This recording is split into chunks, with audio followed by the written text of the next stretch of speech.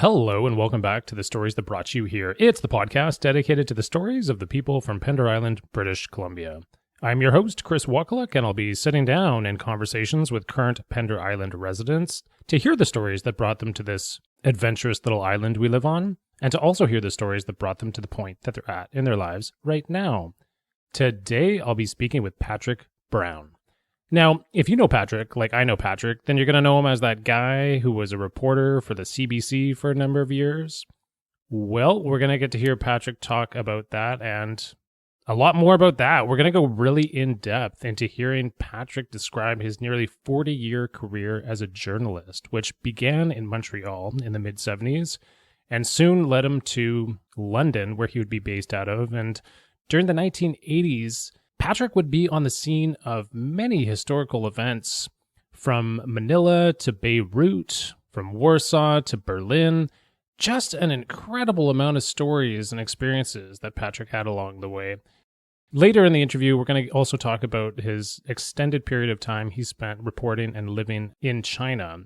All that and so much more in a really fantastic interview that I'm so happy to have done, because as this podcast has unfolded, I've really been interested in wanting to go deeper into exploring people's life experiences that they've had through their work. A number of people have spent decades doing really interesting things along the way, and I really wanted to not only focus on Pender history with this podcast, but to also really find out more about people's pursuits and passions and careers that they've had through their lives, and this one is an example of that. So I'm pretty positive you're going to like this. If you've never been here before, welcome. If you are a returning listener, welcome back. Thanks for listening. That's it for the intro. We'll see you guys on the other side. And without further ado, here's my interview with Patrick Brown.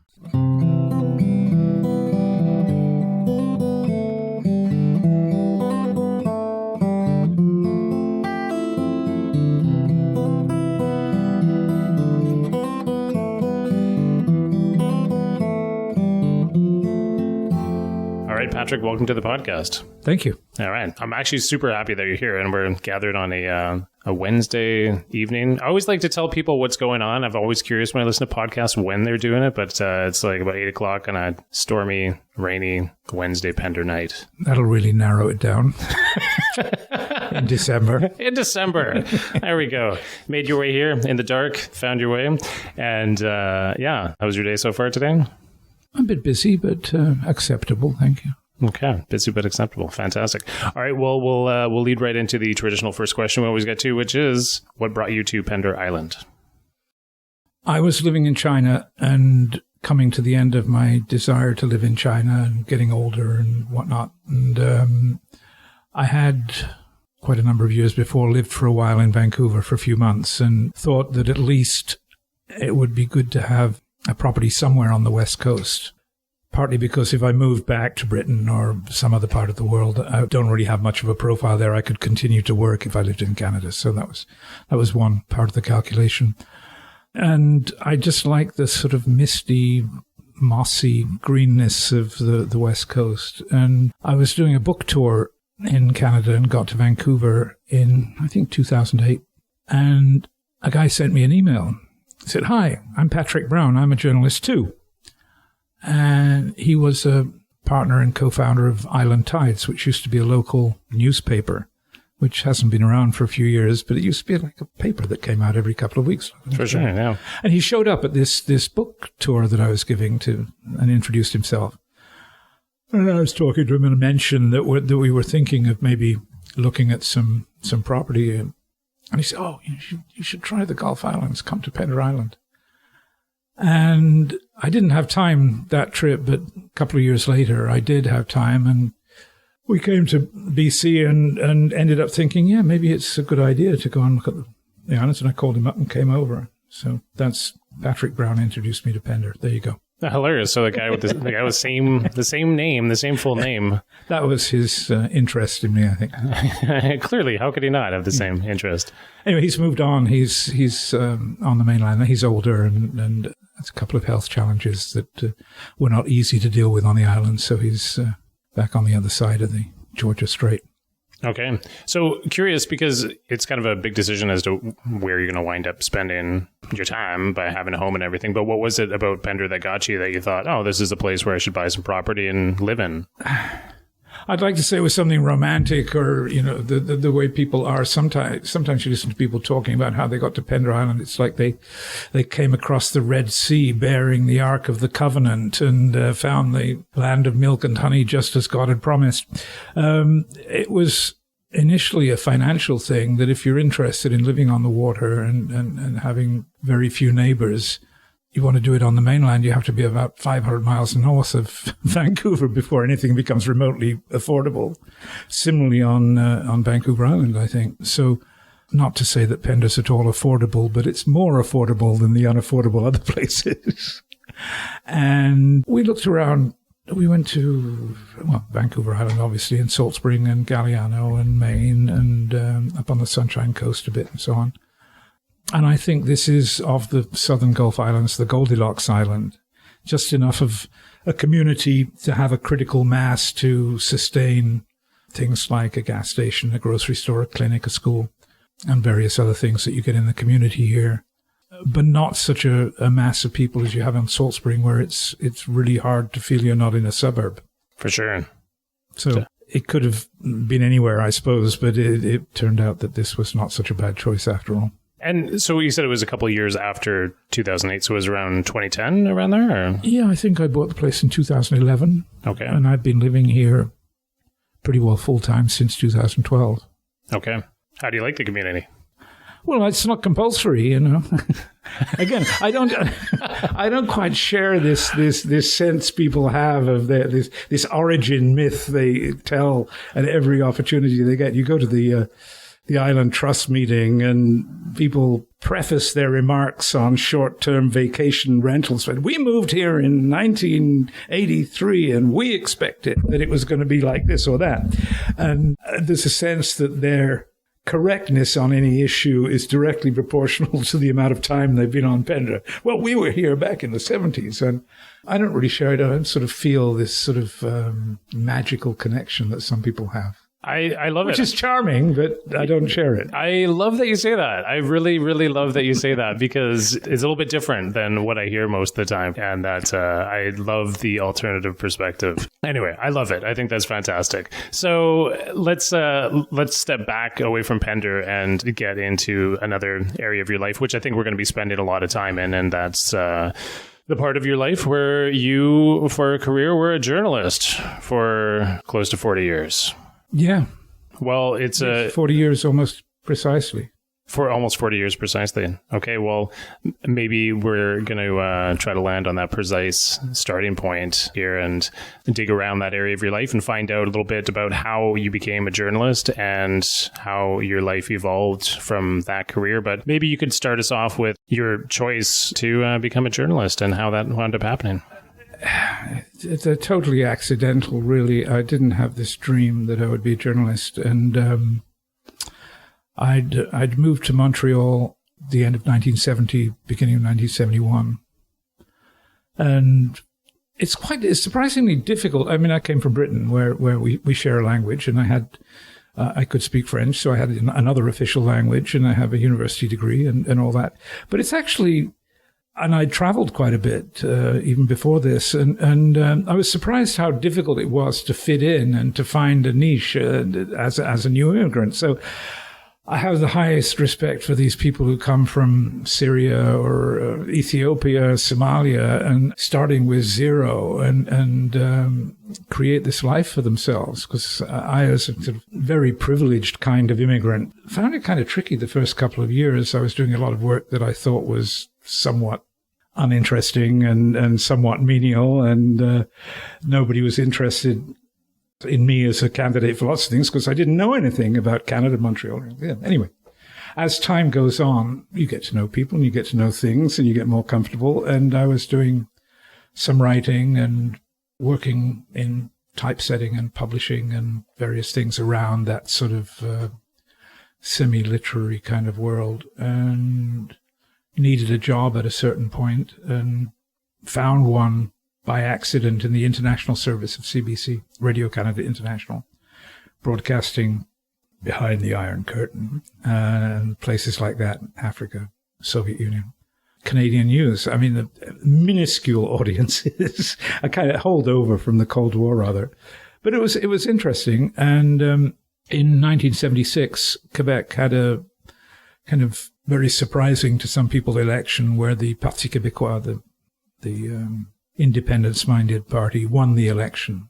And English Canada kind of took a deep breath and said, what are we going to do?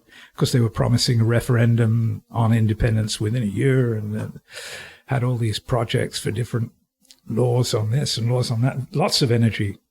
And the English side of CBC in Montreal went through a period of reflection and realized that they didn't have any French-speaking reporters, which may have had a bearing on why they didn't kind of prepare themselves better for the election result that happened. And there was one in the radio newsroom, there was one reporter who was bilingual enough to be able to listen to the police radio, which is all in French. But everybody else was either resolutely unilingual English speaking or had some French, but not enough to seriously report on courts or political meetings or go off into the Rouen-Noranda, places like that. Oh, where is that place? And actually understand the place. You really need to talk to people if you're going to be a journalist. And they had a couple of spots for new journalists because of this new situation meant that there was going to be a lot of news for the next couple of years and hired me because I could speak French. Okay.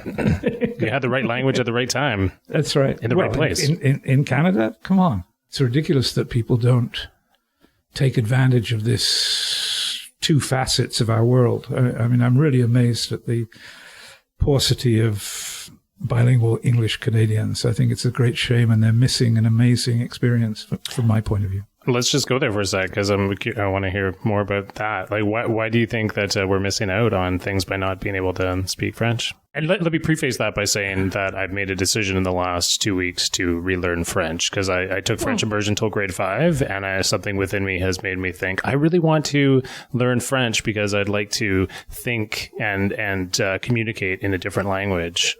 Well, absolutely. And 1/4 of your fellow citizens speak that language, and a very large proportion of them speak only that language. There are unilingual French Canadians as well. Mm-hmm. Why?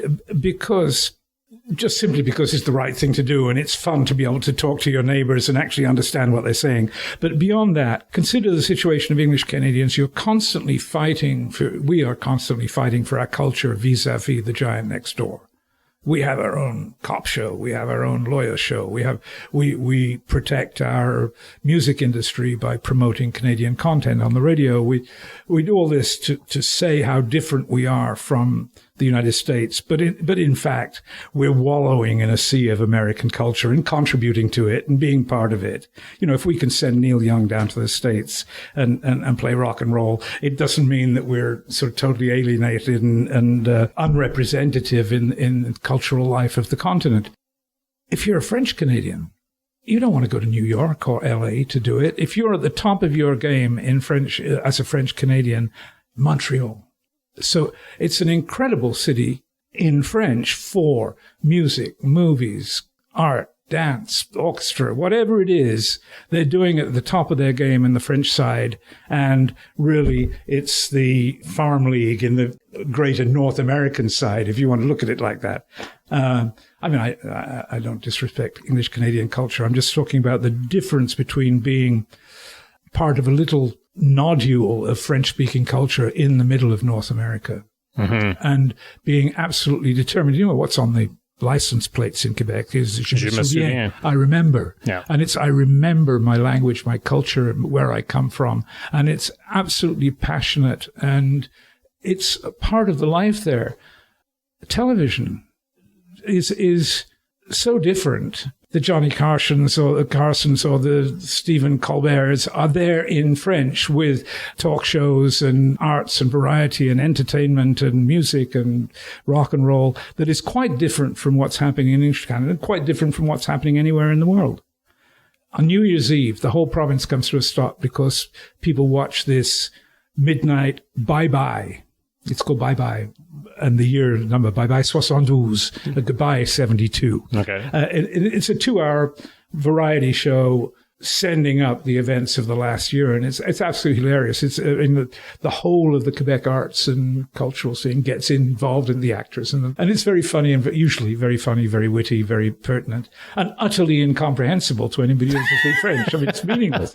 Who's that guy? What's funny about that? Sure. So it's like having two families. It's great. Wow. Well, you know what? I really appreciate you saying that because actually I lived there for 6 months in 2008 during the winter, and people were asking, what are you doing here during the winter? Why don't you come during the summer? Anyway, I thoroughly enjoyed living in Montreal. I just thought it was just a really captivating city. So much to do, such a winter culture there, such a vibrant place, and so much passion as well. I hope to live there again at some point and be able to speak French fluently instead of terribly. When I first got there, I had a job offer in Toronto, and I arrived in New York because it was cheaper to fly to New York than to any place in Canada from Britain, and arrived in New York, and a friend drove me up to Montreal, and I just never got past. I never got up the 401 to the job in Toronto. I stayed in Montreal because I liked it so much. Oh, right on. I thought it was a blast right from the beginning. Yeah. Yeah. I took you on a left turn there talking about the French language, but you said that it was important as a reporter to go and know the language because you're going to be able to get in there and understand the stories a bit better. I didn't realize that at the time. I mean, I didn't know French for that reason, but I mean, it's quite obvious that really you can't report properly on your own country, for heaven's sake, if you don't speak the language. No doubt. They hired me because I was known to speak French. I can't remember how that, I mean, it's a small community, English journalism or whatever, and probably people at the press club knew or something. I have no idea how it was. People were aware that I was a French speaker, and a degree of fluency was what that they required.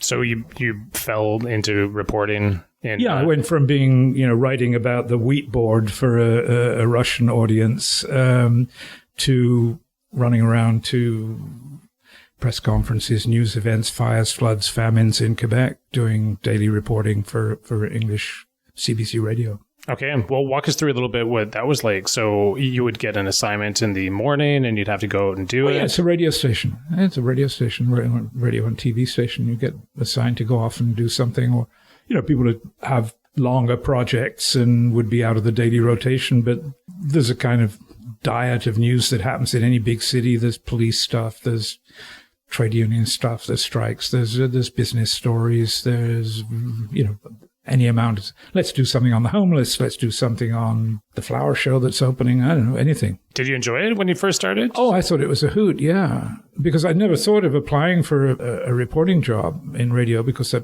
still had a bit of an English accent, and I just assumed it would rule out doing any on-air stuff. But the fact that they were trapped with their desire for a French speaker that meant that impediment was not there anymore. I don't know why. Canada's such an odd place for that. That really there were very few people, it seemed, who had grown up and been educated in Montreal who could actually speak both of the city's languages. Wow.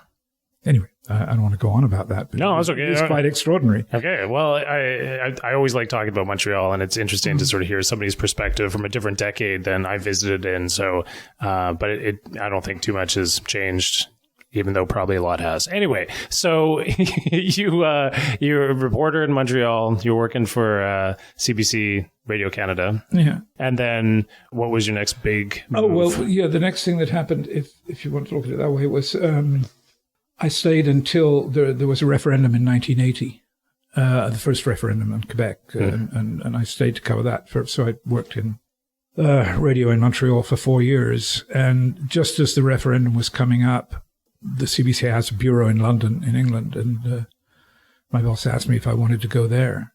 Again, this is something kind of a quirk of Canadian-ness, if you ask me, because I was so good at telling a foreign story, that is to say, the story in Quebec. Yeah. I say, hey, Colin, this is not a foreign story. This is part of Canada.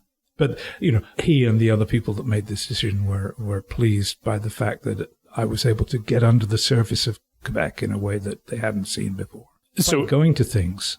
By going to things. Yeah, going to things and talking to people. And, sort of trying to do it here now is that really, if you want to give a portrait of a place, you've really got to find people to tell you stories. That's it. Sure. Yeah, definitely. But so you had a natural knack for that? It seems so. I mean, I don't quite see it, but I looking back, the one strong point that I have is that I have generally quite a short attention span, but I'm a very fast study. I really, without blowing my own trumpet too loudly, as a journalist, I was able to grasp the elements of a very complicated and tricky situation quickly and make sense out of it for myself and to explain it well. If I was looking to say, why was he a good journalist, I would say, in the first place, he talked to people, and in the second place, he had a quick study. Well, okay, because I have a couple questions about that, because my own curiosity, that's something I think that is a really great skill, to be able to piece some information together and in a very short period of time, turn it around, make sense of it, and disseminate a lot of information so people can understand the story in a very clear, coherent way. So was that something that you developed in school or came naturally, or what do you think? I have no idea. It didn't occur to me to think about it. Just like, no, really, it didn't occur to me to analyze it. There was no such thing as a journalism school, as far as I know, at the time. Certainly not where I was educated. We wouldn't have thought it was suitable for a university education at all. Although British journalists would train on the job and learn shorthand and all sorts of skills that I wish I had. But I'm just saying that the idea of it as an academic discipline was absent in Britain at the time, for sure. I don't know. Sometimes you just fall into something that you have a knack for. The fact that I spoke French was purely accidental. I did an exchange program with a boy at a French school. My school arranged it when I was 12. And he came and lived in our house for 3 weeks, and I went to live with them in Paris in their country place in Corrèze in the center of France for 3 weeks. And at the end of the second week, I went down to breakfast, and everything, I couldn't understand a word. I'd only done, one class a week in French at school or something like that. So I had just kind of rudiments, but I came down to breakfast and I could hear the words in a way that I hadn't. It'd all been sort of bubble bath, bubble bath, bubble bath. And suddenly I could hear what he was saying, what she was saying, and not make sense. I didn't have the vocabulary, but I could understand the language. I don't know if this makes sense to anybody, but it was like being a small child and just absorbing it through your ears. And I still think that's the best way to learn language, is to absorb it through your ears. Turn off your mind and open your ears and just listen to the patterns and the rhythms and the noises and the sounds that it make and try to imitate them. It sounds kind of fatuous, but it was night and day, that experience of overnight being able to separate speech out into words that I could then ask, what's that word? What's that word? What's that word? And I came back, I could speak French. Nice. Effortlessly. No, absolutely effortlessly. And I had no idea that this was unusual or talent or a gift. And my school didn't suggest that I do a career in languages, even though they were sending me off to French poetry competitions because I was better French speaker than the people in the foreign language department. It's just an odd little thing. And similarly, like if you talk about the skill in journalism of being able to assimilate a complex situation very quickly and make sense of it and explain it to somebody. It wasn't a learned or studied or labored thing.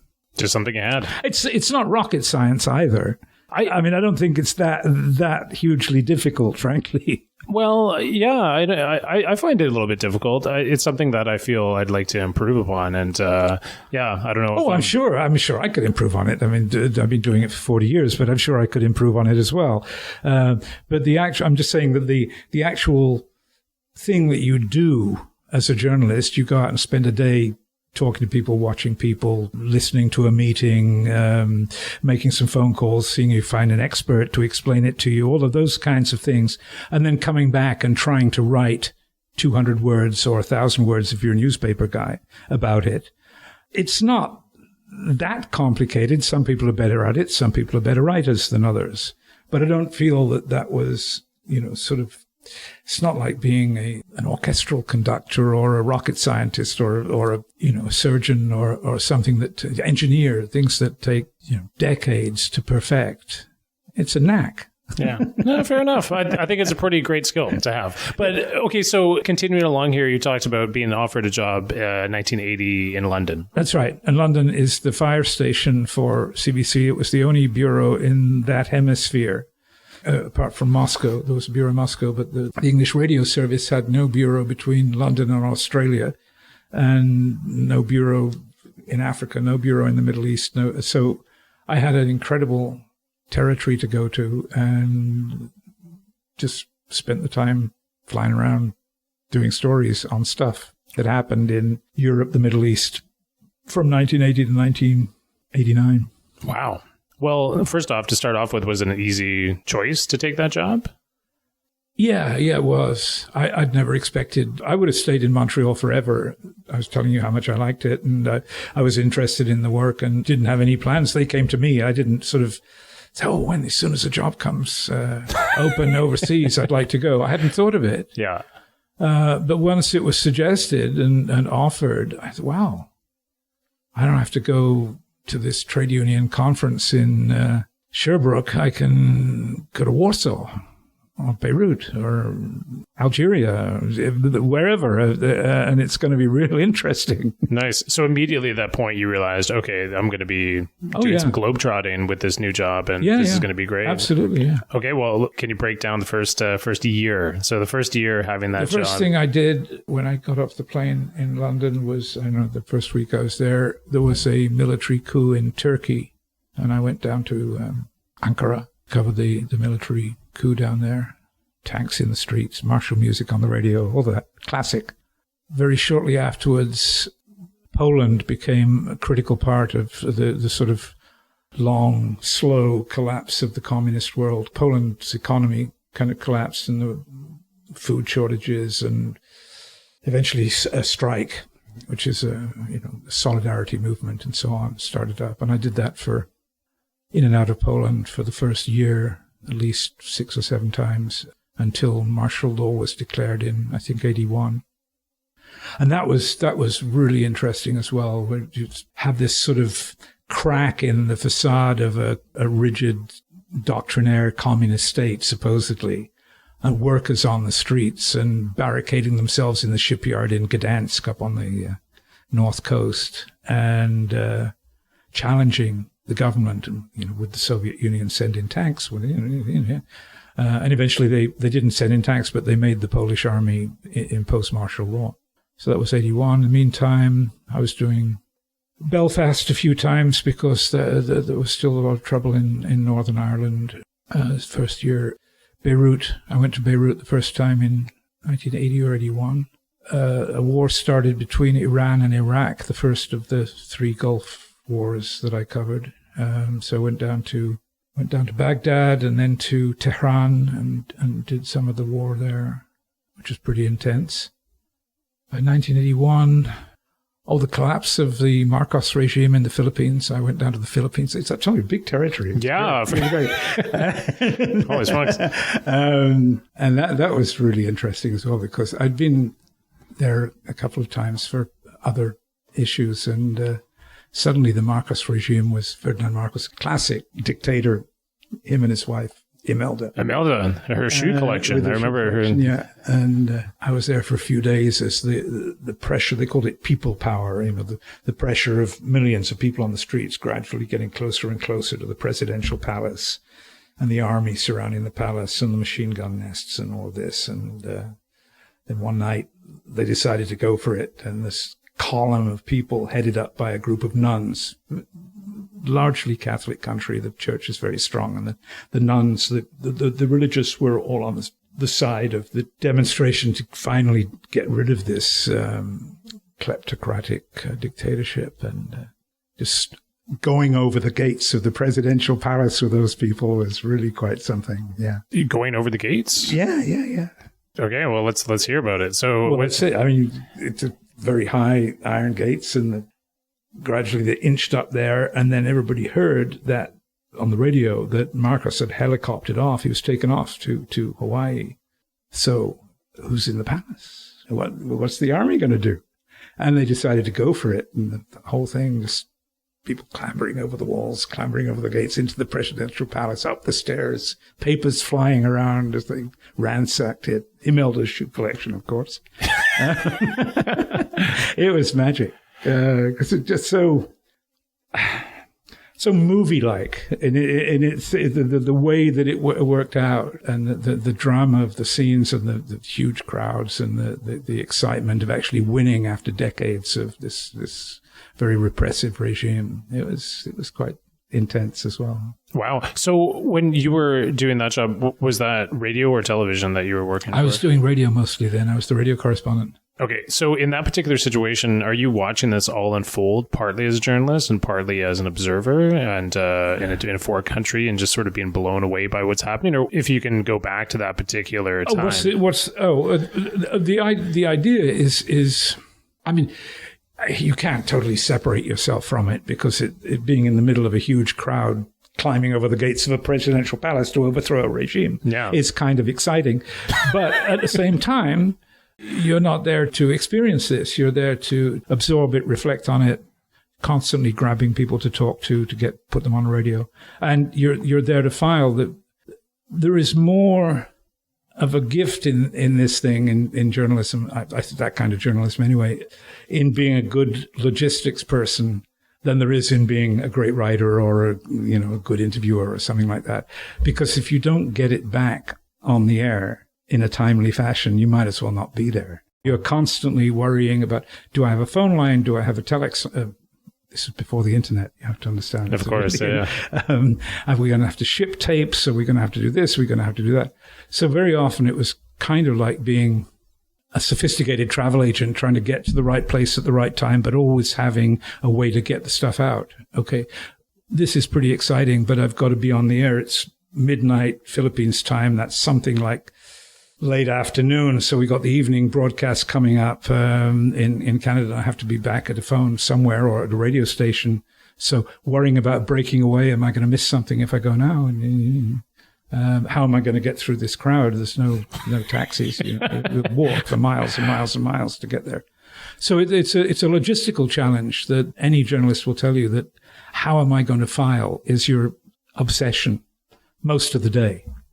Not anymore, because there's just this hosepipe of internet access where you can send high-quality audio, video almost instantly. But then it was a real, especially for television, it was a huge challenge. It's fascinating. It's fascinating to hear that. I love that. That's great. I'm just so curious as well, too, with this 9 years that you spent working out of London and going to various places. First of all, that Philippine story is incredible. It's amazing that you were there to personally be on the ground. Well, that's part of it as well, is you don't just sit and wait for the phone to ring. You have to try to not foresee events, but just feel something's brewing up in some place and we should get there and discuss it with the people who control that. I mean, there's a sort of a chain of command. You have the reporters on the ground, and you have an assignment desk, and you have managers that worry about the finances and stuff. And there has to be a kind of general thing. Okay, we're going to put Brown into Manila because it looks like Marcos might really go this time.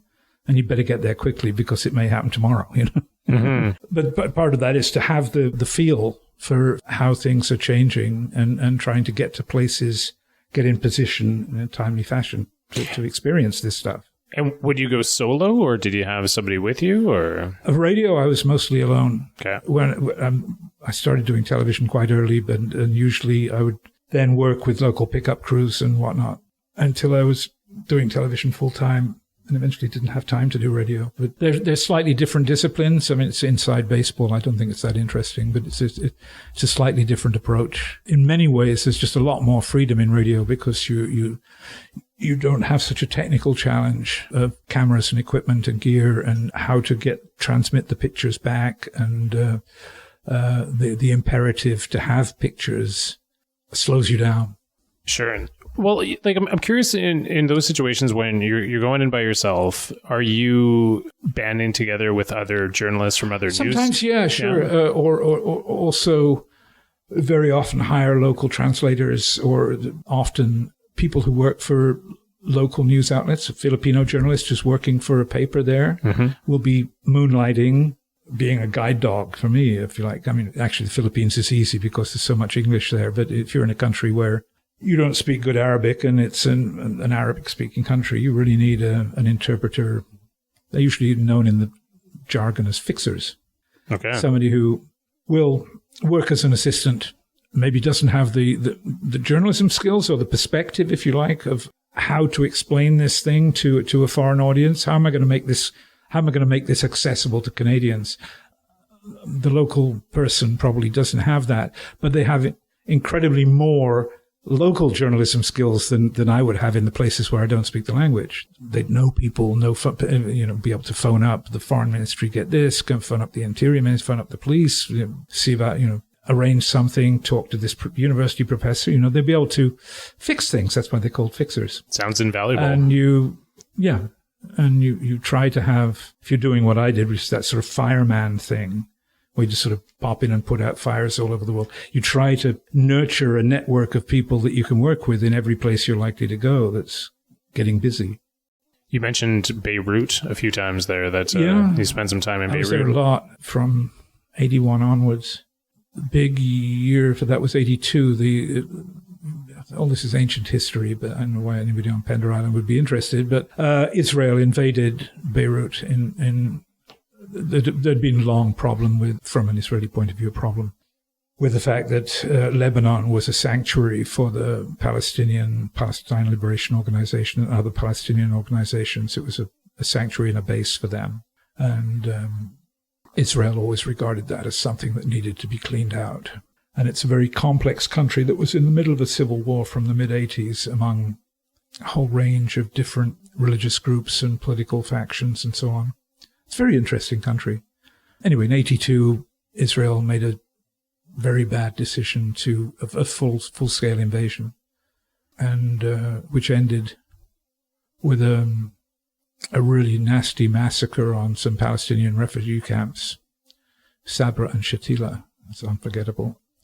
It's about 1,200 civilians killed, women, children, which was committed by a Christian militia under the supervision of the Israeli army. Surrounded the camps and protected the Christians as they went in and committed these atrocities. A lot of Beirut. Yeah. I'm not sure where exactly to go with that because I'm not sure either. It's not just Beirut. It's been what my life was like then. It was very often things of that nature. And what to say? I'd go there and I was that summer of '88. I was there for sort of 2 months at a stretch, as the city was under siege by the city was divided between Muslims in the west and Christians in the east, and the Muslim side on the west. The Israelis didn't finally invade there, but they just surrounded it and put it under siege. And we were inside, and it was extremely dangerous and very, very affecting for me anyway. And yet it's such a fascinating country, It's at the penumbra of all of these different cultures of the Middle East, just sits there on the Mediterranean, surrounded by all of these different strands of Middle Eastern history. There's Armenians, there's lots of different Christian sects, Maronites, who are in the majority. It's very unique Lebanese phenomenon of a sort of Arab Christian sect. Many different kinds of Muslims, and it was always used by the various nations in the Middle East as a kind of a proxy battleground. So Iran would have it'd be supplying arms and logistics and money to its militias, and Israel would be supporting the phalangists, and Egypt would be supporting this Sunni Muslims and so on. And just getting around in that country when it was at war was extremely difficult. It had no central government. It was just a patchwork of different warlord fiefdoms. You have all these different press passes hidden about your person, and as you got to a roadblock, hope that you were pulling out the right press pass to give to the guy with the Kalashnikov who's pointing it through the window saying, where are you going? Well, really? Yeah. Well, what sort of different press passes? Well, the Popular Front for the Liberation of Palestine would have its little neighborhood. It's like a New York gang war, if you want to put it that way. They just have a small area of the city would be controlled by them. And if you wanted to go in there to talk to anybody, you'd have to go through a roadblock to get through. And they would wonder, who are you? You're working for the CIA, whatever suspicions they might have. And everybody there is living in a very dangerous war zone in this whole city. It was quite extraordinary war. And you, as a job, are dropping in to these places. Yeah, that's right, which is a lot easier than living there. I mean, people say, it must have been very dangerous. Yeah, well, imagine living through it for 5 or 6 years. No, I can't. And every time I was in one of those situations, and coming back or talking on the air about it, and people say, it's very, very dangerous where you're at. And yeah, but, I just saw this old lady walk into the grocery store. And something might fall on her head at any minute, as it might on mine. But I just say, to put it in perspective, that yes, we're intrepid and we're going to this dangerous place, but we get to go out after 6 weeks or 2 months, and we get to have a certain amount of protection from what we do. Like in Lebanon, most of the factions wanted Western journalists to be witnessing, and so they would offer some kind of protection, if you like, which doesn't protect you from being bombed or sniped at or, just being in the middle of some firefight, but it does give you some kind of status. Whereas, most civilians in those places are totally powerless, utterly powerless. Did you ever at any point rethink your career decision because of situations that came up, or were you always pretty adamant about it? I liked it, I found it fascinating. And no, I never considered doing anything else once I started doing it.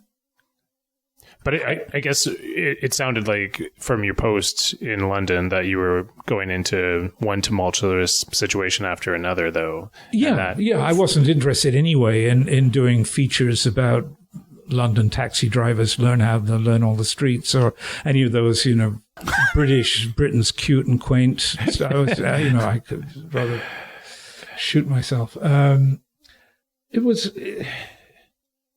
thought it was important in principle, not necessarily that a Canadian would witness this particular atrocity in Lebanon or any one specific thing, but I thought it was important that there would be Canadian eyes and ears on the world, bringing a Canadian perspective to people on the morning radio and on the National at night, that this would be a better country if it were better informed about world events, without having saying, oh, you need to know that because we're doing a lot of business in the Middle East and we should know that this or that situation will change stock prices. I don't mean in a practical way. I mean just in a philosophical, how a modern democratic country should be. It should have tentacles of people, diplomats and journalists, that are out there plugged into the rest of the world and informing the country, informing itself about its place in the world and being able to play a role. And certainly people here vote for a national government that's going to make international decisions, and they should, in my submission, they should vote on it with some knowledge of what's going on. Mm-hmm. So I thought it was an important thing, and that if some other places were dangerous, well, what do we do? Not go? No, we don't not go. We go. Amazing. What was, in that 9-year period, what do you think your best work was that you did? Work that you were most proud of? Oh, I don't know. The thing about radio and television is that it's very much what happened in school. If you want what happened in school today, I am focused on the next newscast. I may have a long-range plan to do a short series or something, but really, I'm there to tell you, here's what's happening today. And so, one of my colleagues, Joe Schlesinger, who died this year actually, who did it for more years than I did, he always used to say that, look, we give you the menu. If you want to eat, you go somewhere else. But broadcast news is the menu that tells you what's happening in the restaurant today. But if you actually want to eat something, you really need to read a newspaper or a book or, we're trying to give you the best informed picture of what's happening where I am today. And bear in mind that a 2-minute piece of television has approximately 100 words in it, including all those spoken by whoever's interviewed. Right. Yeah. So it's miniature painting. Did you ever have a desire to move into something beyond that had more information that was being able to provide it? Or were you happy that, okay, this is the block of time I have and I'm able to use this time? I like that challenge. I mean, you don't complain about a miniature painter because he only paints small pictures. Hey, why don't you do it like that guy Van Gogh, the big, or Rubens, do some Rubens. Yeah. He's a miniature painter. Yeah. And I thought I was, because of the factors we were talking about before, this sort of relatively short attention span with an ability to grasp and move on, I was kind of suited to this particular way of dealing with the world. Mm-hmm. So, but you don't then have really a body of work that you can say, well, this was finally polished and perfect. But it sounds like you were probably really in the moment a lot. That it sounded. This is and a lot of the time, it's logistics. It's being able to do it and to get through today with material to explain it and get it on the air and start again tomorrow. It has a kind of energy to it because of the deadlines that you're coping with and the difficulty of the places. And it's all one package as to which one makes you better at it, which one doesn't, which is important, which isn't. But to be able to actually do it and function in those places, or go to an earthquake. I mean, I don't know how many earthquakes I went to, but it's like extreme camping. If you're on your own, how are you going to carry a generator and the computers and the cameras and all of this stuff, and getting there and everything's broken.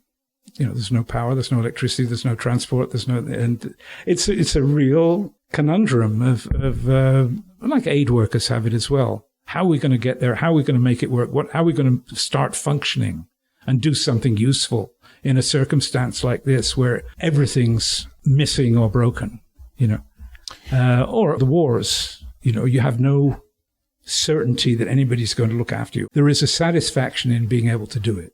Absolutely. Well, let's just use the scenario of working in a war zone. And what did you do for your downtime in particular situations? And actually, the second question to that is that how easy did you find it to wind down after a day of work? Oh, there's not a huge amount of downtime in that kind of work, particularly working to Canadian news deadlines. You're very often up all night, and then the stuff that you're covering is usually happening in the day, so you sort of napping and grabbing sleep when you can. Seriously? Whoa. Yeah. Oh yeah, and trying to stay healthy and alive, but it's very rigorous. If you're trying to make deadlines that 8-hour time difference, imagine, radio's very critical in the morning. You have to sort of have something on the air by 6, and then you've got all the time zones going across. So you maybe got 4 hours of having to be on the air at 6 in the morning Canadian time. Well, that may be like 4 in the afternoon, Beirut. And then back at the other end of the day, television goes on the air at 10 and 11 at night, which is early in the morning in Beirut. So how do you juggle all of these different deadlines and still have time to go out and experience and witness what you're supposed to be there for? Wow. That's actually the problem now, is that since there are no deadlines anymore, that everybody, all of the journalists I know, are filing for radio, television, and the internet. And the deadline is like 30 seconds from whenever you got something.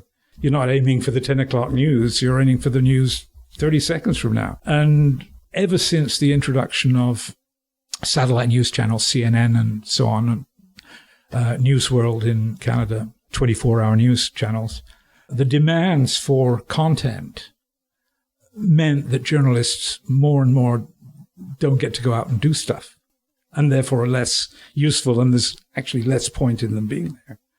If all that I've done during the day is do 20 live hits from the roof of a hotel, how do I know what I'm talking about?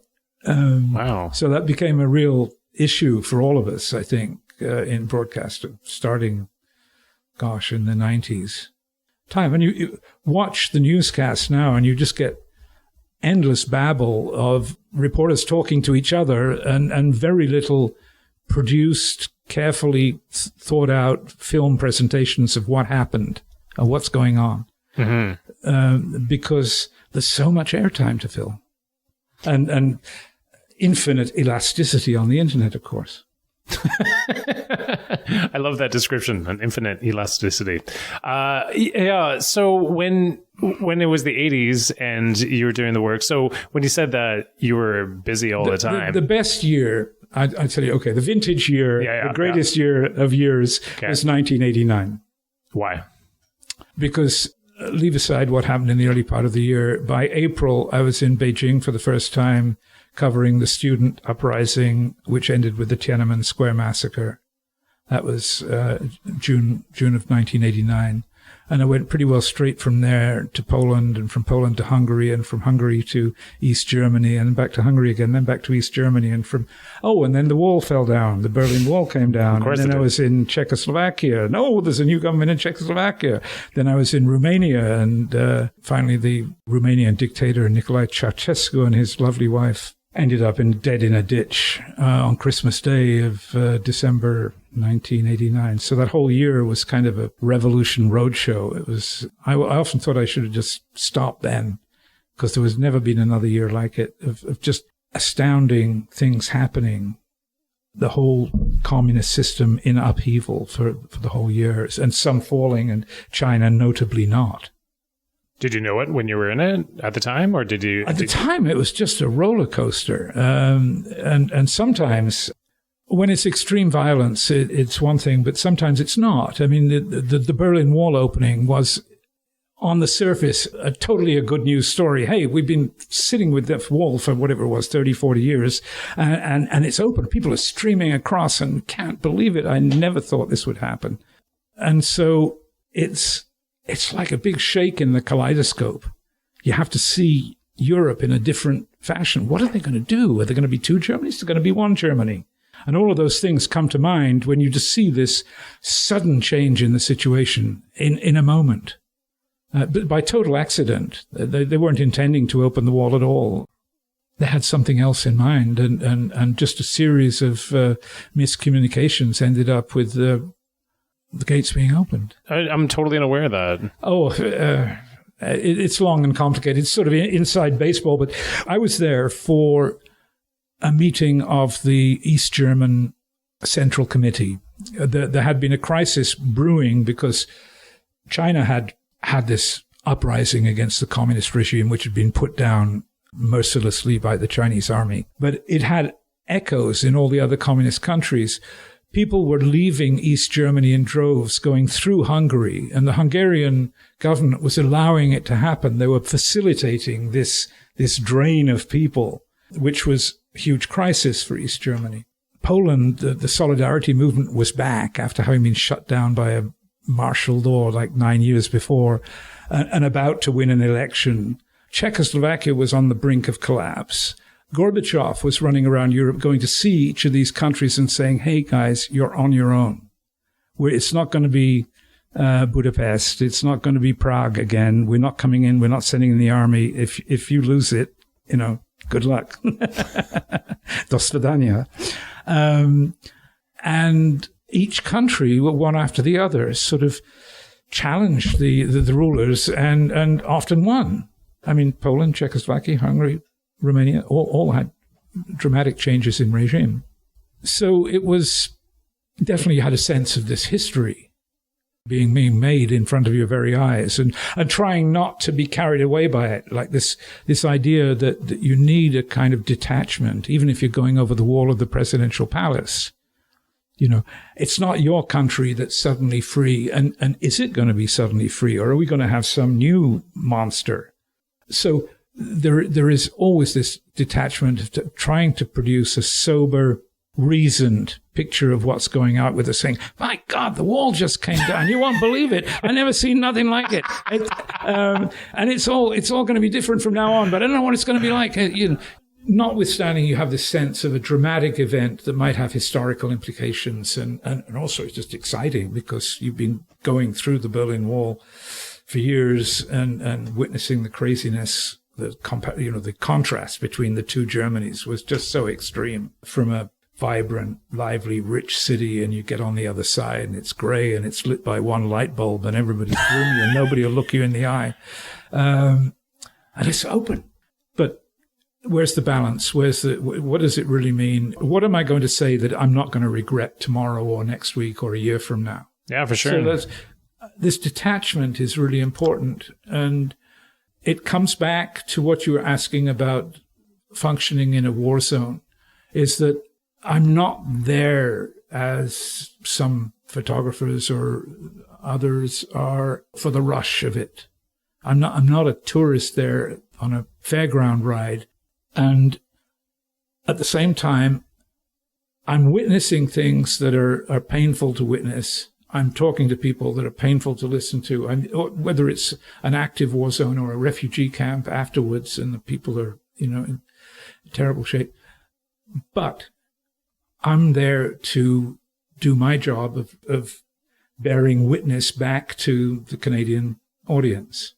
And I don't have the luxury of letting my empathy run away with me. So in fact, the sort of how do you cope question that you were asking earlier is answered by that, is that I was always really quite detached on the ground. Some days would be a lot harder than others, but generally I'm not allowing myself to, I'm like a cop going to a road accident. He doesn't allow his concern for the injured children to impede his work. His work is to go there and do what he can to rescue and save and keep the traffic going and all the rest of it. And it's the same thing. The consequences come when I got home. I would find it very difficult to readjust to getting up and going to the coffee shop in the morning in London. It's kind of strange. So with that difficulty of readjusting once you got back home, would you just be seeking another opportunity to head back out and go to a different country? And would that help it, or would time help once you were back at home? There's a lot of concern about post-traumatic stress among journalists. We go for years to these things. I personally think that it's rather overdiagnosed as an illness, and I've been criticized for saying so by one of the experts on it. Probably won't. I will tell that story. There's a doctor who came to talk to us once at a meeting we had in Toronto of foreign correspondents, and he's an expert on post-traumatic stress disorder. And he gave this presentation about how this is just right after 9/11, when more people were getting involved in that kind of coverage. And I'd been doing it for decades by that time. And I asked him, he was presenting this study about how it was a growing and really serious problem in news organizations throughout the country. And he'd got this study to prove it. And I asked him, how big's the study? I mean, how many people have you talked to? I mean, I don't know 5 people that regularly go to wars in this country. More now because of 9/11, but even so, we could have a meeting in 2 tables at Starbucks probably. And he said, it's 11 people. I said, you're drawing all these conclusions about this? And what were those 11 people? Well, some of them were badly damaged by watching the coverage of 9/11 on TV. They're working in the newsroom, and they're exposed to these images all day of the towers coming down. And okay, so is everybody who's watched TV going to be hit by this? And I criticized the thing of his study, and he later has said, there's macho guys like Brown, who thinks you just suck it up and go to these wars and nobody's affected and people are making it up. And I never said anything like that. And some of my closest and dearest friends suffer to this day quite badly from this. It can be extremely debilitating. And I've been thinking about it lately because I was with a couple of friends in London who are, troubled by it. And I don't think all of us are affected by it. All of us are affected by living that kind of life. But it hasn't struck me as being this hyper-awareness and inability to concentrate and constant nightmares and basically a thoroughly debilitating mental illness that's quite difficult to treat and cure. And many soldiers suffer from it. And I think that, as I say, it's sort of overdiagnosed. And I wouldn't dream of counter-diagnosing person X and say, oh, how can she have it? She could possibly have post-traumatic stress. She only went to 2 wars. I went to 20. It's not like that. It doesn't, the extent of the injury doesn't depend on necessarily how hard you hit yourself with the hammer. Some people are affected differently at different exposures to things. But it's become such a cliche that the guy comes back from the war and he gets flashbacks and yada, yada, yada. And either climbs a tower and shoots some people or climbs a tower and rescues some people or whatever. It's become a movie trope. I think I'm affected by the life that I led, but I don't think I'm chronically affected by it. I sometimes feel an intense melancholy about events as I see them now. I look at the Rohingya situation in Burma. I went to Burma a lot. I've done a lot of work in Burma. And just, here we go again. This defenseless, powerless minority, rooted up, tortured, raped, shot, burned out of their homes, sent across the sea to some desert camp. And I look at it and I just, we learn nothing. And actually today I was watching Aung San Suu Kyi, who I regarded as an enormous heroine when she was, I was going into Burma and clandestinely arranging to meet her and going to quite a lot of risk to cover her side of the Burmese equation before she was still under house arrest and before she won the Nobel Prize as an icon of democracy. And she was at the court in The Hague today defending the Burmese army that has committed this atrocity.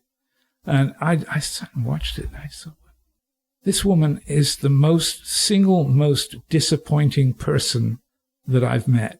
Of all the people I've ever met, this woman is the single most disappointing person. I was very impressed with her back in the 90s, talking to her and thinking, my God, she's got a backbone of steel, this woman, and she talks about democracy and representation and inclusiveness and understanding the difficulties of minorities in Burma. And here she is defending war criminals, lying about it, denying it.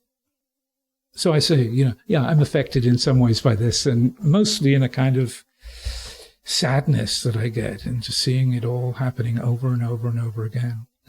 As if, my being there and saying, hey, they're doing something bad, as if that would stop it, Yeah. I'm not that sort of naive or simplistic, but it's just a sort of wash of, oh no, not again. Thank you for sharing. Thanks for being so open and expressive about that. I appreciate that. I think that's amazing. I think that's going to be amazing for a lot of people to hear. I really appreciate your openness about that. And I super appreciate you telling stories from that decade of being in really unique, amazing, life-changing situations. I'm just blown away that you've had so many experiences, and we're just in the 80s so far right now. No, that's right.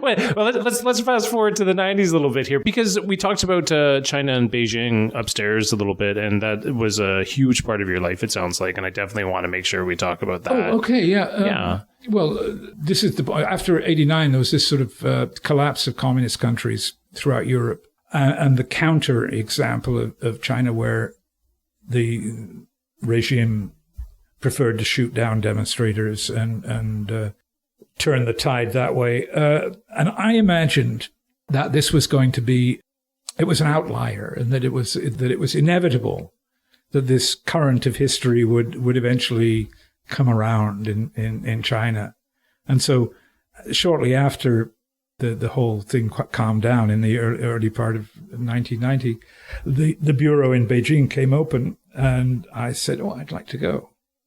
So I moved to China with the assumption that it would be a matter of weeks, months, a year or two before the whole thing came around again and the Chinese communist regime was overthrown by the people. I'm laughing at myself. I'm still waiting. Okay. Hasn't happened. No, definitely not. I had misread, having trumpeted the fact that I'm good at really grasping these complicated situations. I hadn't fully understood the whole dynamic of that thing in 89 in China at the time, and it took me many years to get a grip on it and a feel for the country that is so big and complex that it sort of consumed the next 20 odd years of my life. Well, let's hear a little bit about that, because I know so little about China, and I think that this will be interesting for people to hear as well too, from somebody who's spent close to 2 decades, from what you said, upstairs within the country. I don't know exactly where to start this question, but well, maybe let's start here. What is your emotional attachment to the country at this point? Oh, very emotional. Not really.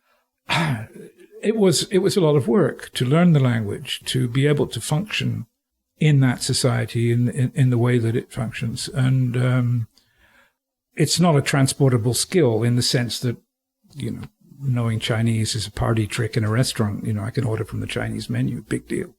It's a very valuable skill for a journalist in China to be able to do that, to be able to function there, to know people, to be able to speak, to go around without an interpreter and deal with people on their own terms without an extra body in the way. It's very important. And so it was a big investment of time and energy, and I'm still fascinated by it. But by the time I left in 2011, I really was tired of being there.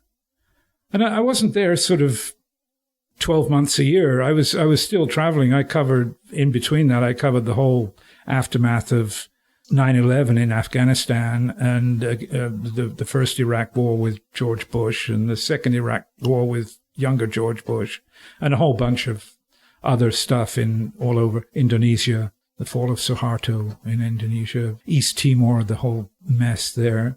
So all sorts of things would take me away, and I'd go back home to China and keep on plugging away at trying to cover this big, unmanageable country and just do little stories that would explain aspects of it. It's no good in China looking at, we'll go to the parliament and like we'd cover parliament here, and that will give us political stories. We'll interview a few MPs and we'll have, he says this, he argues the opposite, that it's more of a conservative than it used to be before the election. You don't have any of that. It's all of those institutions that we would normally cover as journalists are set pieces. They're Potemkin. They're a show for us. For the world, that we have a parliament, we have, these international meetings, we have this and that, and they're total facades. Trying to get underneath that, trying to understand, what's it like for people? Find stories, find people to talk to that are interesting and shed light on a big and important country. Well, what did you discover? What did you find out about? Well, I don't predict. I mean, China, it's kind of what do all Canadians think? Multiplied by 50. We're always wrong when we predict about China. We're in any big way. Really? Just as I was wrong when I thought that communism would collapse because I'd been in crowds of 3 million people demanding change, and overnight on June 4th, they shot we don't know how many, and it stopped, like somebody turned the tap off and never came back. In that public confrontational way. I could talk about it for days without stopping and still not. You have to divide it up into little slices, almost anecdotes, to be able to illustrate the diversity of the place. The main problem is that they watched themselves mishandle the demonstrations in 89. They really didn't want to commit a massacre until they thought that they had to commit a massacre, that the only way to stop it. They didn't have any subtlety or sophistication to know how to deal with this wave of discontent, just as you see in Hong Kong right now. They don't know how to deal with this. You've got almost a third of the population out on the streets day after day after day, week after week, 6 months of demonstrations in Hong Kong, saying, hey, what we want is representative democracy. We want a change in the police force. We want a change in the way we choose the chief executive. They've said very clearly what they want, and it's been mishandled from day one, and you've got this confrontation lurching towards what kind of disaster, I'm not sure, but very dangerous situation, because the Communist Party is extremely muddled as to how to deal with these things. So in China overall, they watched and examined and thought about very hard how 1989 had worked out and what are we going to do different. How can we avoid this and still cling on to power? This is their main thing. And then they watched the Soviet Union collapse. That sort of focused their minds even more. And the conclusion that the current leader, Xi Jinping, who's been there for 5 years, the conclusion that he's come to is that what we really need is a yet more authoritarian, top-down, great leader style thing, which is, I would hate to say that I don't predict, so I won't say that it's doomed, but it isn't the solution to a country that's gone through an incredible economic upheaval for 30 years, where suddenly there are more billionaires in China than the rest of the world put together. There are more middle-class people with perhaps $1 million worth of assets, apartment or something like that, than the entire population of Canada. Probably, in a couple of cities, there are more than the entire population of Canada have that kind of wealth. It's really extraordinary what's happened there. And it doesn't make sense to me that you can just do this by a great leader who's always right, great, glorious, and always correct. Patriarch who just sort of issues edicts and makes the trains run on time. It's fraught with difficulty, and the country's very big and complex, and he's making a lot of bad decisions on things like Hong Kong. Oh, well, there's an uprising where as many as 2 million people show up at a demonstration demanding something very clear. We just say that they're counter-revolutionary rioters, and that's going to somehow make them go away. And they have a Muslim population in Xinjiang, a big province in the west, who've always been uneasy since they were incorporated into China in the 18th century. And how are we going to deal with this fact that they want to speak their own language, and they have their religion, they have their mosques, they have their music, they have their culture. They used to be a very important part of the Silk Road. They have a language that's very different from Chinese. It's almost like Turkish. How are we going to deal with this? And it was always that we'd rub along, and they would allow education in Uyghur, the language of that part of the country. They would allow education to happen in that language. They would allow mosques to operate. They would allow this. Suddenly they decide, like 2 years ago, we're not going to do that anymore. We're going to put everybody into re-education school, and they're going to learn not to be Muslim, and they're going to learn not to want to speak their own language, and they're going to learn how to give up their music. And they've just locked, we don't know how many, but certainly over 1 million, probably more like 3, locked people up. Mm-hmm. And subject them to these ridiculous classes to learn Chinese and learn Communist Party jargon and stop owning any religious books. It's absolutely outrageous. It's a kind of cultural genocide that we as a country have not objected to strenuously enough, and the world as a whole has not, because nobody knows quite what to do. They never thought that in the 2019 we'd be watching this retrograde fascist approach to how do you deal with minorities. Yeah, no kidding. If we just said in Canada, well, these people in Quebec, they're always arguing about education or the English language, and they do things differently, and we don't really agree with it, and there's only 6 million. Why don't we just send them to school, make them speak English, It'd be madness. It'd be absolute madness. Yeah. Yeah. And they justify it by saying, well, they're terrorists. They're Muslims. They've got to be terrorists. And there had been some violent incidents because there's a lot of resentment about the way that they're treated. And then a lot of resentment about carpetbagger businesses going in and scooping up resources, and it all goes back to mainland Chinese hands and so on. So it's a classical minority against the majority situation, and the lessons of how to do that successfully are on our doorstep. I mean, really, I think Canada is a world model of how do you incorporate minorities in your country that are sometimes really quite different and quite insistent on remaining different. Well, we can have referendums too often, some people say.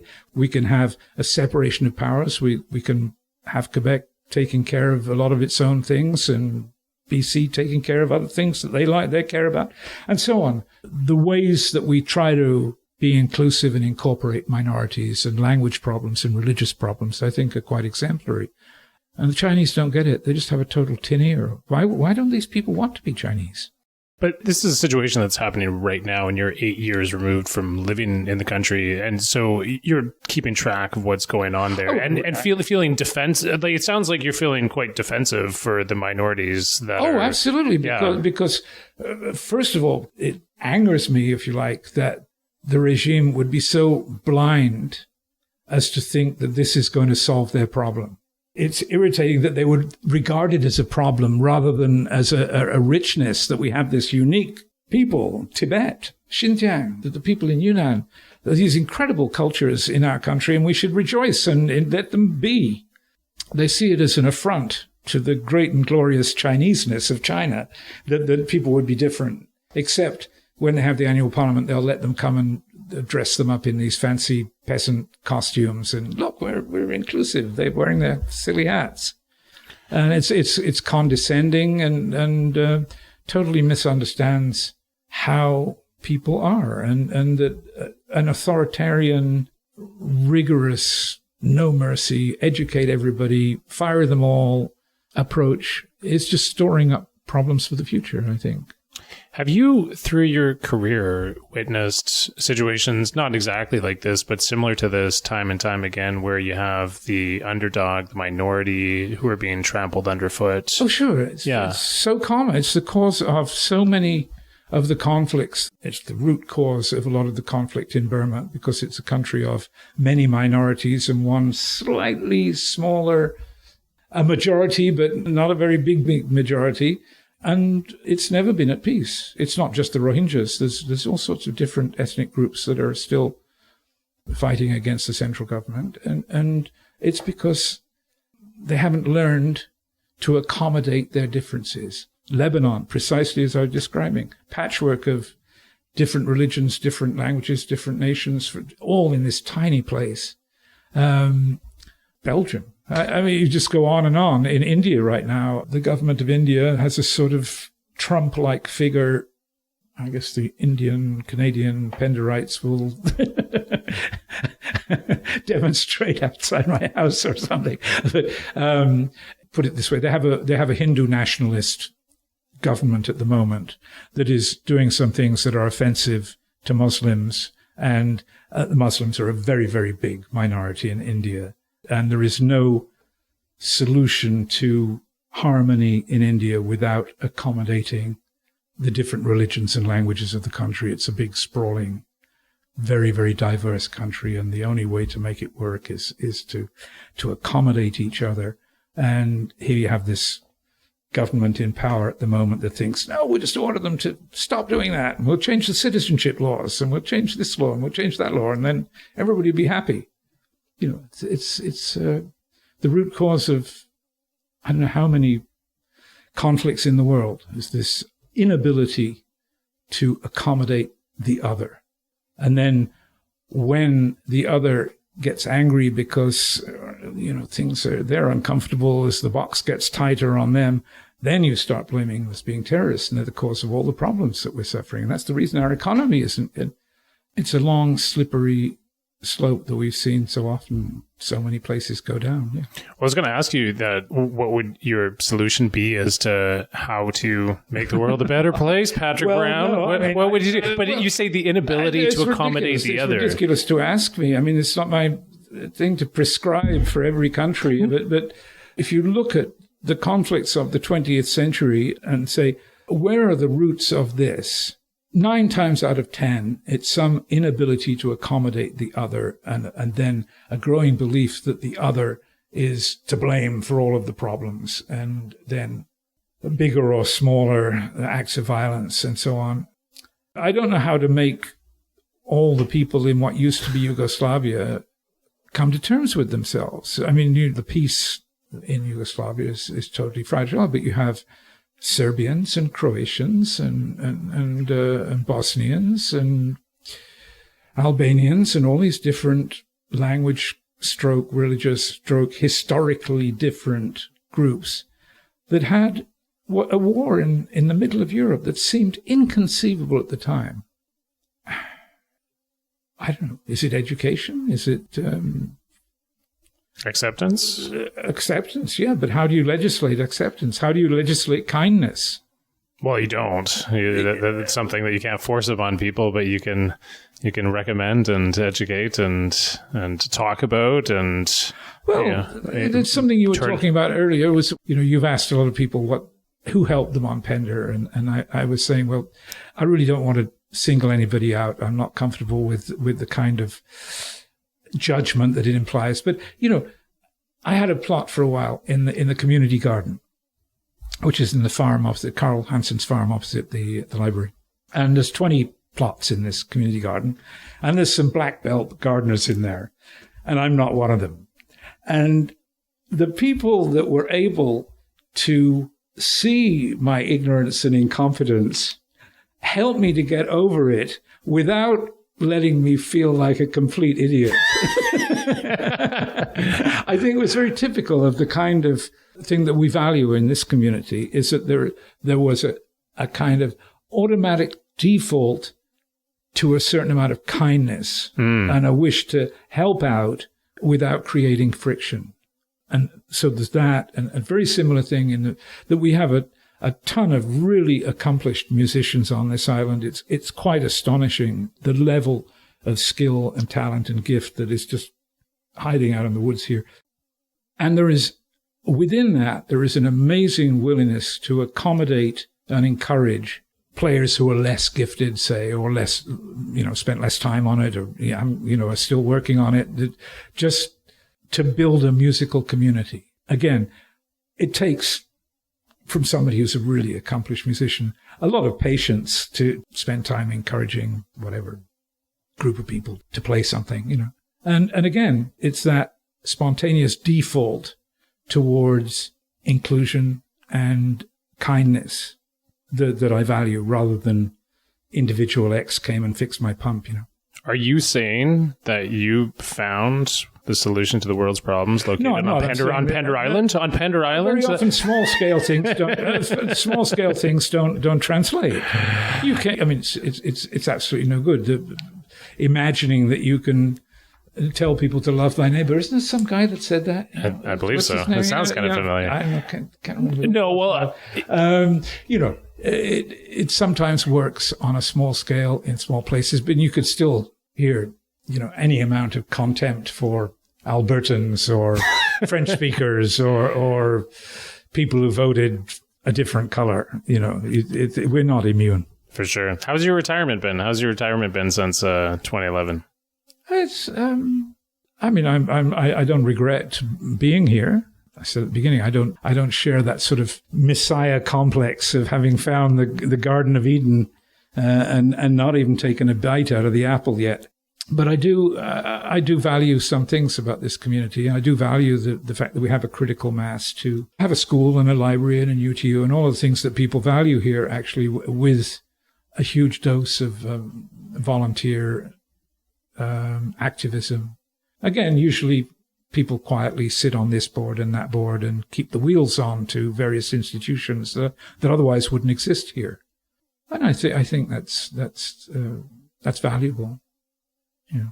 Definitely. Well, I'm just going to wind things down a little bit here. We don't have to come to a hard finish right away or anything, but just going to sort of go on the downward slope a little bit. But, I want to say thank you very sincerely, actually, for walking me through some really interesting parts of the world and pieces of history that you were on the ground for and really being present for as well, too.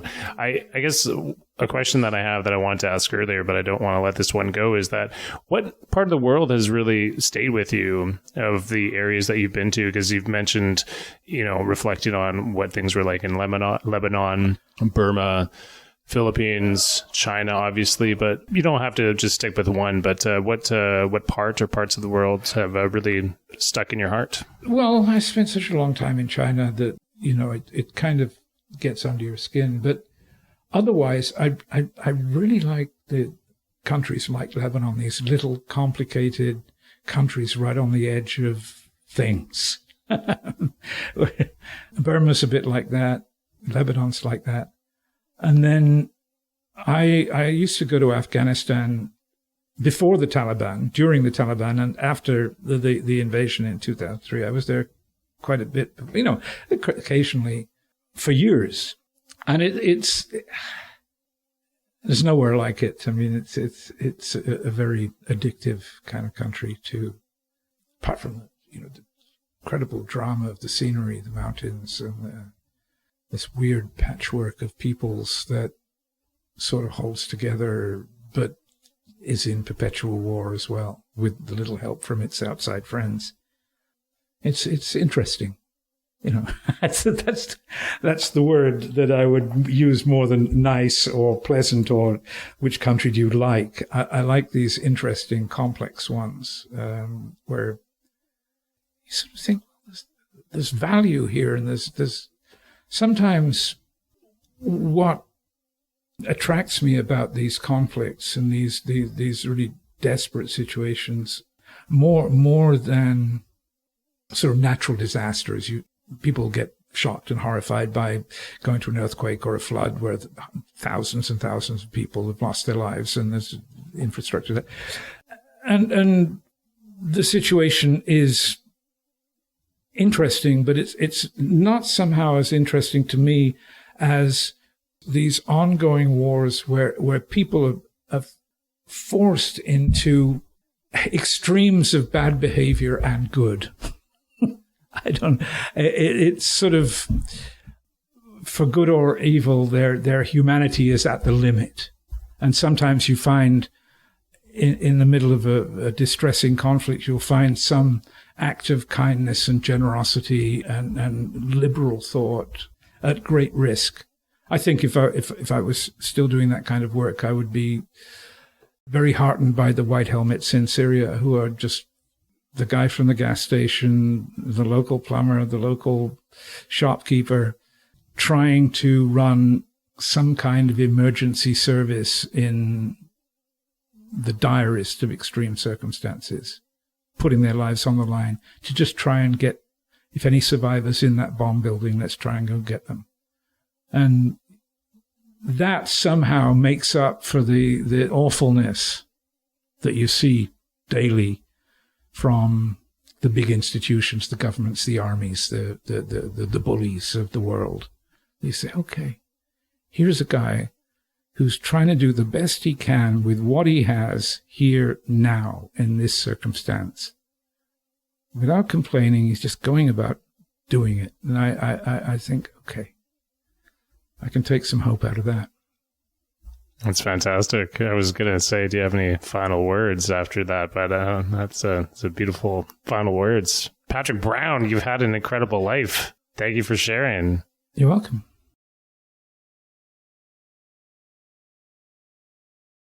All right. Well, thank you very much to Patrick again for doing that interview. And to honor that interview, I decided I'd make my way down to Sandy Sievert Park. So this park is located on the North Island in the Magic Lake area. And to get here, I drove down Galleon Way and turned onto Gunnell Road and parked and walked down the trail to enter into this little park that is filled with alder trees. And this is kind of a rare thing on the island. And I can't think of another place off the top of my head that is like this spot. There's tall grasses, salal, and as mentioned, just a ton of alders. And it's just a short little trail that meanders through and makes its way up to Spyglass Road. And yeah, I'm always so happy to walk through this little park. So there you go. Thank you once again to Patrick. And before I sign off, I'm going to mention the new business that I've embarked upon called My Audio Memoir. So if you're at all interested in recording your own life story or having the life story of a family member or a loved one recorded, I do private recording sessions where after doing a series of pre-interviews with the individual, we'll sit down with them over multiple recording sessions in their own home, recording their stories in their own voice for them to save for future generations to hear. I edit the work to make it sound as crisp and clear as possible. And in the end, you or the person that you'd like to have recorded has their memoirs permanently recorded. So if this sounds of interest to you at all, please feel free to contact me at an email address that I've set up that I've put at the bottom of the show notes. And that is myaudio_memoir@outlook.com. That's myaudio_memoir@outlook.com. Thank you to Ben McConkey for providing the theme music. Thank you for listening. Happy New Year and happy 2020. And until next time.